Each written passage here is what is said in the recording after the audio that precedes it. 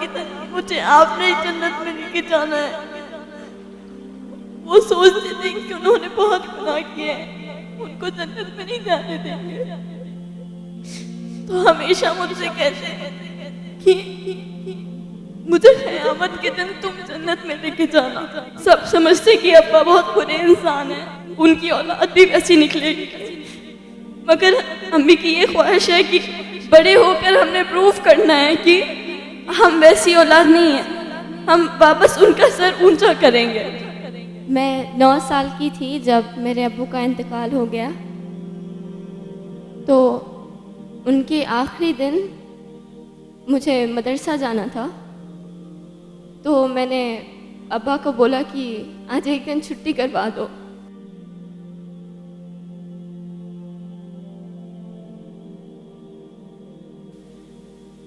Then he said, आप छुट्टी नहीं कर सकते, क़यामत के दिन मुझे आपने जन्नत में लेके जाना है। वो सोचते थे कि उन्होंने बहुत गुनाह किए हैं, उनको जन्नत में नहीं जाने देंगे, तो हमेशा मुझसे कहते कि मुझे क़यामत के दिन तुम जन्नत में लेके जाना। कभी पूछ तो नहीं सकी, मगर हमेशा उनसे कुछ लेने का ही रखी थी, मगर उन्होंने खुद मुझसे मांगा, और यहाँ पर उन्होंने अपनी भलाई के लिए नहीं मांगा।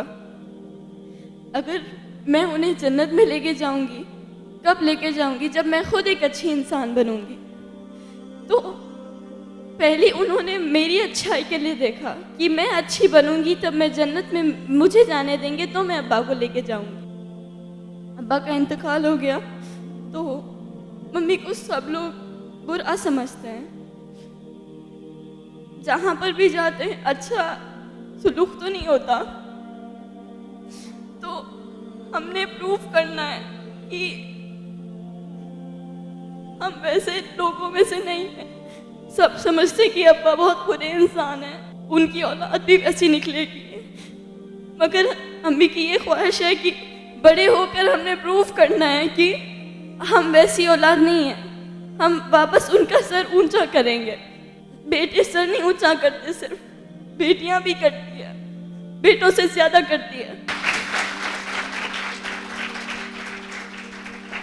इंतकाल से कुछ दिन पहले अब्बा ने अम्मी को बोला कि मुझे फतिहा में वो दिखता है कि वो कुछ कर लेगी, नाम बनाएगी अपना, हमारा नाम रोशन करेगी, तो उसे हमेशा अच्छा रखना, उसको एक अच्छी राह दिखाना ताकि वो वाकई कुछ कर सके। क्योंकि उन्हें मालूम था कि अगर मैं चला जाऊंगा तो कौन मेरी बच्ची को संभालेगा। तो आपसे गुजारिश है कि मेरे लिए दुआ करें कि मैं इंशाल्लाह दुनिया को गलत प्रूफ कर दिखाऊं और अपने अम्मी अब्बू का नाम बनाऊं, अपना भी एक नाम बनाऊं। दुनिया से जाऊं तो सब लोग मुझे याद रखें एक अच्छे वे में। और दुआ कभी मांगना है तो सिर्फ इस बात की ना मांगना कि दुनिया में अच्छा रहूं, वहाँ पर भी अच्छा होना चाहिए, वहाँ पर आप होना चाहिए अपने माँ बाप को जन्नत में लेके जाने के लिए।